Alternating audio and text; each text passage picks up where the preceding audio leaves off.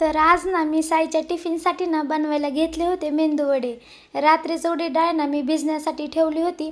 सकाळी मस्तपणे डाळ भिजली होती. त्यानंतर ना मग मिक्सरला न पाणी घालता वाटून घेतली आणि ह्याच्यामध्ये ना मी फक्त मीठ आणि जिरेच टाकलेत, सोडा वगैरे काही टाकला नाही.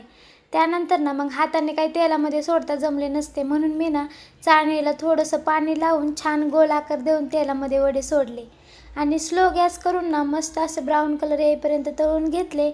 आणि मेंदू वडे ना बनवायला पण खूप सोपे आहेत. तुम्ही पण नक्की एकदा करून बघा.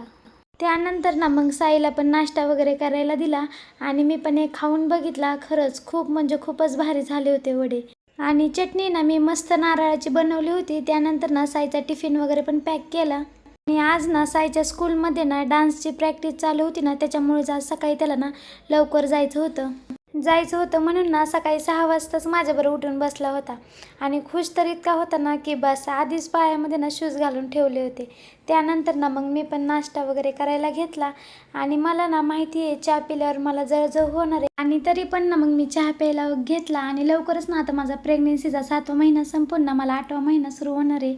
आणि जळजळ तर इतकी होती ना, काय उपाय असेल तर मला नक्कीच कमेंट करून सांगा. संध्याकाळी ना आम्ही आलो होतो बाहेर. साईच्या पप्पांची ना ऑफिसमधून क्रिकेट खेळण्यासाठी ट्रिप जाणार होती.